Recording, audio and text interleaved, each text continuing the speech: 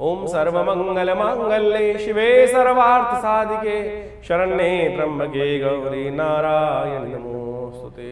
सर्वा बाधा विनिर्मुक्तो धन धान्य सुतान्विता मनुष्यो मत प्रसादेन भविष्यति न संशयः। देखिए नमस्कार, स्वागत है आपका। और आज हम उपस्थित हैं आपके समक्ष सिंह राशि वालों के लिए 24 तारीख की गणना दिखाती है कि नवमी तिथि है, रविवार का अवसर है और साथ साथ मंगल अस्त होने जा रहे हैं। ये मंगल अस्त होने के कारण से आपकी राशि के अनुसार से आपको बहुत सारे उपाय करने की ज़रूरत है।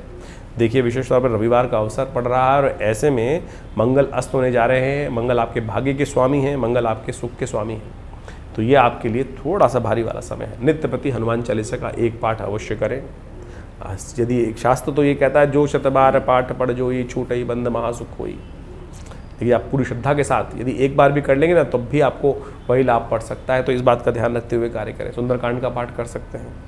ये मंगल कुछ दिन के लिए अस्त रहेंगे और शनि जब तक सूर्य के साथ चलेंगे, तो ऐसे में आपके भाग्य के अनुसार से बहुत सारी चीज़ों में लुपलुपाहट उत्पन्न हो सकती है।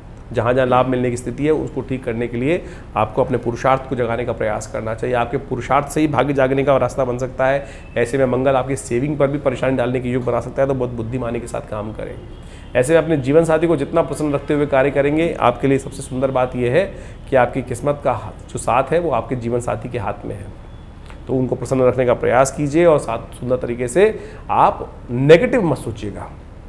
मंगल कमज़ोर होने के कारण से बहुत सारे विचारों में नेगेटिव उत्पन्न हो सकता है, नेगेटिविटी उत्पन्न हो सकती है। पता नहीं होगा कि नहीं होगा, पता नहीं कोई कार्य करेगा नहीं करेगा, हिम्मत थोड़ी कम होगी। हिम्मत जगाइए। हिम्मत ये मर्दा मदद खुदा शास्त्र कहता है ना, तो इस बात की कहावत पुरानी कहावत है, तो इस बात को समझें। तो इस बात का ध्यान रखें। जो हिम्मत जगा के रखते हैं, विश्वास जगा के रखते हैं, परमात्मा स्वयं उनकी सहायता करने के लिए विद्यमान हो जाता है। तो इस बात का ध्यान रखते हुए कार्य करें। यही आपकी इस वक्त इस मंगल के अस्त में आगे बढ़ने की कला है, तो इसको बजा के रखें तो अच्छा रहेगा आपके लिए।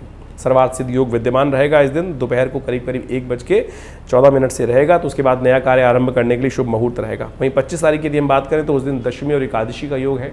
उस दिन एकादशी क्षय हो जाएगी, दशमी उदय तिथि रहेगी, पद्म एकादशी इस बार क्षय हो गई है। तो ऐसे में विशेष तौर पर आपके ग्रह योग दिखा रहे हैं कि आपके लिए विशेष तौर पर स्वास्थ्य का ध्यान रखने की ज़रूरत है। ग्रह स्वास्थ्य के मामले में थोड़े भारी चल रहे हैं और ऐसे में मौसम परिवर्तन की तरफ जा रहा है। स्वास्थ्य का, बुखार का, जुकाम का, नज़ले इत्यादि का, इन्फेक्शन का ध्यान रखते हुए आपको कार्य करना चाहिए।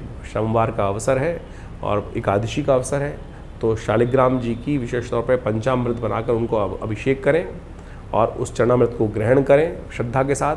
देखिएगा कष्ट दूर होंगे। अकाल मृत्यु हरणम सर्वव्याधि विनाशनम विष्णु पादुकम पीत्वा पुनर्जन्म विद्यते। बड़ा सुंदर है, इसका उपाय करने का प्रयास कीजिए, सुंदर रहेगा। 26 तारीख को ग्रह गणना भी विशेष तौर पर दिखा रही है। द्वादशी तिथि मंगलवार का अवसर। कुंभ राशि में ग्रहों का परिवर्तन होने के योग बनेंगे। साथ साथ आपकी राशि विशेष तौर पर सिंह राशि में क्या कुछ होगा, चंद्रमा आपके सम्मुख आ जाएंगे रात्रि में। वामन जयंती का अवसर है। ऐसे में ग्रह गणना विशेष तौर पर दिखा रही है कि दिन का समय थोड़ा भारी रहेगा, शाम को राहत का योग बनता दिखाई दे रहा है। ऐसे में ब्राह्मणों का पूजन करना, ब्राह्मणों के निमित्त कुछ दान पुण्य करना, वस्त्रों का दान करना, वामन जयंती इसलिए बता रहे हैं, बड़ा शुभ रहेगा आपके लिए। 27 तारीख को त्रयोदशी का योग बन रहा है, बुधवार का अवसर। बुध प्रदोष का शुभ योग बन जाएगा और रवि योग सुबह से विद्यमान है। नया कार्य आरंभ करने के लिए सुबह 7:10 से लेकर शाम के करीब 6:58 तक का मुहूर्त रहेगा। तो इस समय में कोई नया कार्य आरंभ करना आपके लिए शुभ योग बन रहा है। केवल विशेष तौर पर बात नहीं, राहु काल को त्याग दें, जो दिन के मध्याह्न काल में आएगा, मध्य में आएगा, उसको त्याग दें, बस बाकी सब शुभ रहेगा आपके लिए।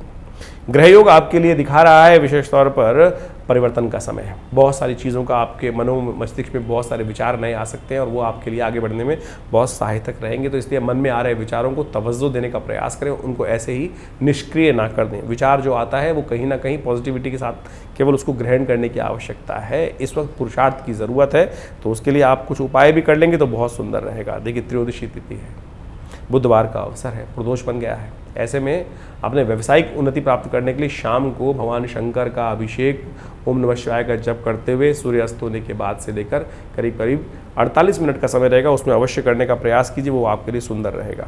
28 तारीख को चतुर्दशी का योग है और साथ साथ उस दिन ग्रह का योग विशेष तौर पर जो दिखा रहा है अनंत चतुर्दशी का योग बन रहा है। साथ साथ सत्यव्रत भी उस दिन किया जाएगा।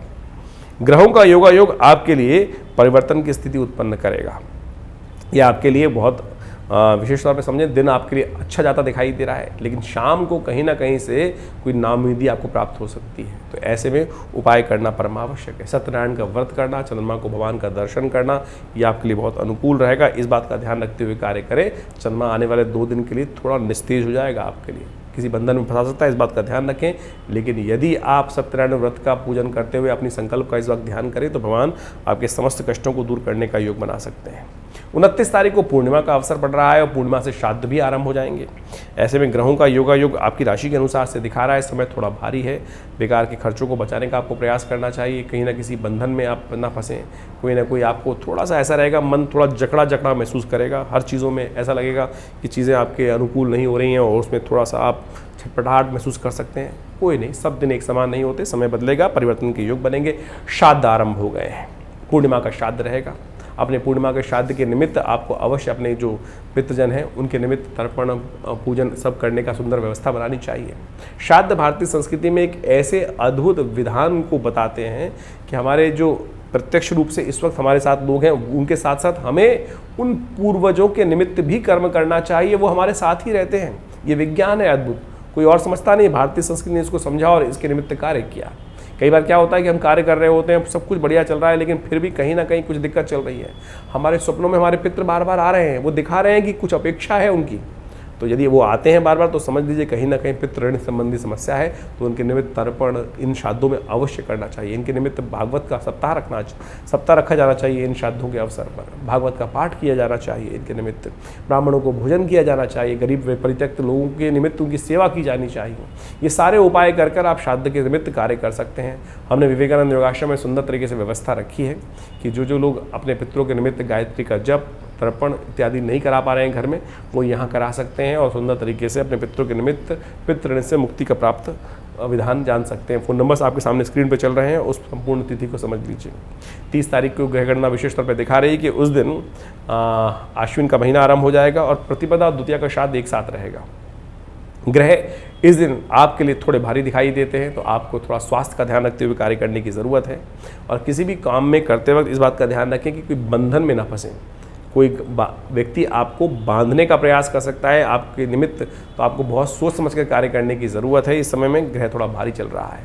प्रतिपदा और द्वितीया दोनों का श्राद्ध एक ही दिन रहेगा, क्योंकि प्रतिपदा इस दिन जो है वो मध्याह्न से पहले समाप्त हो रही है और अगले दिन द्वितीया जो है वो प्रातः काल में समाप्त हो जाएगी। तो मध्याह्न समय में दोनों तिथियां रहेंगी, तो इसलिए जो प्रतिपदा के निमित्त गए हैं उनका भी श्राद्ध उसी दिन किया जाएगा। द्वितीया के दिन जो गए हैं उनका भी श्राद्ध विशेष तौर पर 30 तारीख को ही किया जाएगा। हमने विवेकानंद योगाश्रम में इन दिनों विशेष तौर पे कई कार्यक्रम रखे हैं, आप उसमें भाग ले सकते हैं। एक तो महालक्ष्मी यज्ञ चल रहा है जो 22 तारीख से आरंभ होगा और उसमें भी विशेष तौर पर पूरे विधान के अनुसार से विद्वान ब्राह्मणों के द्वारा नित्यपति दुर्गा जी के विशेष तौर पर महालक्ष्मी के सिद्ध मंत्रों का उपयोग किया जाएगा। और इन 16 दिनों में चमत्कारिक तौर पर उन मंत्रों का जप करके यज्ञ करके आप लाभ ले सकते हैं। उसके लिए भी इस अनुष्ठान में भाग लेने के लिए व्यवस्थाएं जान सकते हैं। नंबर्स आपके सामने स्क्रीन पर चल रहे हैं।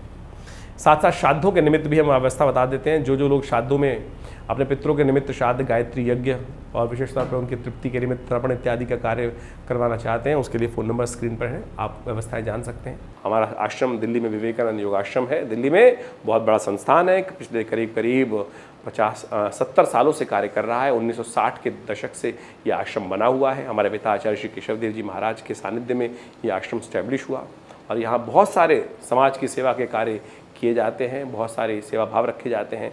बहुत बड़ी गौशाला है आश्रम के अंतर्गत, बहुत भंडारे चलते हैं। रविवार को बहुत विशाल भंडारा होता है, मंगलवार के दिन सुंदरकांड का सुंदर पाठ होता है। नित्यपति हर रोज़ करीब 8 घंटे यज्ञ रहता है आश्रम पर। आप भी हर रविवार को उस यज्ञ में भाग ले सकते हैं। इसके अलावा माँ भगवती की दिव्य प्रतिमा है जो 1947 में मुल्तान से हमारे आश्रम पे पधारी, वो प्रतिष्ठित हैं। बहुत चमत्कारी 400 साल पुरानी प्रतिमा है, भगवती की चमत्कारी प्रतिमा है और उनका दर्शन कर लेने मात्र से समस्त कष्ट दूर होते हैं। और दिल्ली में ये विवेकानंद हॉस्पिटल योगाश्रम 100 बेड का योग प्राकृतिक चिकित्सा का हॉस्पिटल है जो कार्य क्षेत्र में है। भारत सरकार के साथ मिलकर कार्य करते हैं हम लोग और बहुत सारे शोध कार्य करीब 100 पुस्तक के आश्रम की तरफ से प्रकाशित हैं जो भारतीय पराविद्याओं पर है। तो ये बहुत सारे कार्य हैं, हम समय समय पर करते रहते हैं। आप भी विवेकानंद योगाश्रम से जुड़े, समस्त जानकारी के लिए नीचे फ़ोन नंबर दिए हुए हैं, उनसे संपर्क साध सकते हैं। धन्यवाद, नमस्कार।